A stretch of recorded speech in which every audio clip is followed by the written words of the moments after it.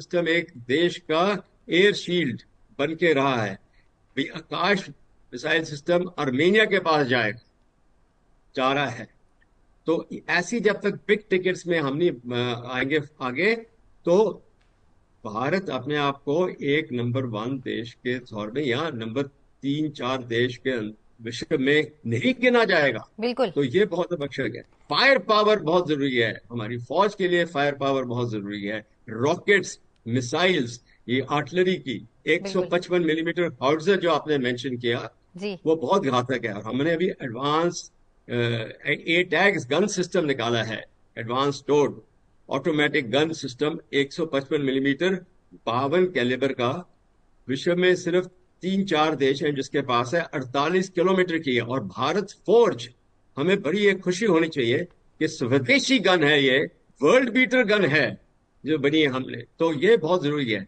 वैसे ही हमारे infantry weapon system F INSAS 2.0 से आगे बढ़ोतरी लेनी है हमने। बिल्कुल तो ये जो मैं बता रहा हूं आपको, ये मैं अपने वेपन सिस्टम्स के बारे कवर किया है। पर भारत की ये ताकत आएगी जब हम इन सिस्टम्स में आगे एक्सपोर्टर बनेंगे। बिल्कुल देखो, तेजास मार्क 1 और मार्क 1 ए अभी जी। 40 का भी सप्लाई लाइन नहीं आई है, आनी है। ये बहुत आवश्यक है। फंसी हुई इसलिए है कि हमारे पास एरो इंजन हम अमेरिका से इंपोर्ट कर रहे हैं। तो जब मैं ये बोलते हुए कहूंगा कि हमें एरो इंजन्स की काबिलियत प्राप्त करनी है, जी अगर अगर विश्व को हमने दिखाया है कि बिल्कुल। चंद्रमा में साउथ पोल पे सबसे पहला देश वहां पे पहुंचा है, तो हमारा भारत देश है। बिल्कुल हमारा इस भारत निश्चित रूप से तरक्की कर रहा है सर, निश्चित रूप से। और ये सीधी तस्वीरें हम इस वक्त दिखा रहे हैं जहां प्रधानमंत्री का आगमन हुआ है कार्यक्रम स्थल पर। लाल किले की प्राचीर पर कुछ ही देर के बाद प्रधानमंत्री का संबोधन होगा। आपको बता दें, कार्यक्रम स्थल पर प्रधानमंत्री पहुंचे हैं जहां रक्षा मंत्री राजनाथ सिंह, रक्षा राज्य मंत्री संजय सेठ और रक्षा सचिव राजेश कुमार सिंह उनका स्वागत करेंगे। और ये काफिला और 79वां शानदार स्वतंत्रता दिवस, ये सीधी तस्वीरें। प्रधानमंत्री यहां से सलामी मंच पर पहुंचेंगे जहां तीनों सेनाओं और दिल्ली पुलिस का संयुक्त गार्ड ऑफ ऑनर प्रस्तुत किया जाएगा। ये सीधी तस्वीरें लाल किले से जहां मंच सज चुका है, प्रधानमंत्री का आगमन हुआ है और उनका स्वागत यहां पर किया जाएगा रक्षा मंत्री राजनाथ सिंह के द्वारा, जिसके पश्चात उन्हें गार्ड ऑफ ऑनर दिया जाएगा और प्रधानमंत्री यहां सभी का अभिवादन स्वीकार करते हुए पहुंचे हैं कार्यक्रम स्थल पर। रक्षा मंत्री राजनाथ सिंह, रक्षा राज्य मंत्री उनका स्वागत करते हुए, गार्ड ऑफ ऑनर की पंक्तियां बिल्कुल तैयार हैं और यहां प्रधानमंत्री को सलामी दी जाएगी।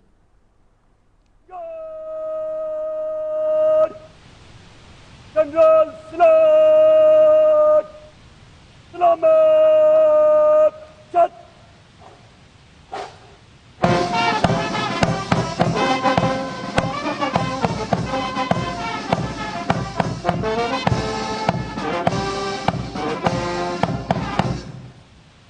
अतर सेना पुलिस समान गार्ड अच्छा चल।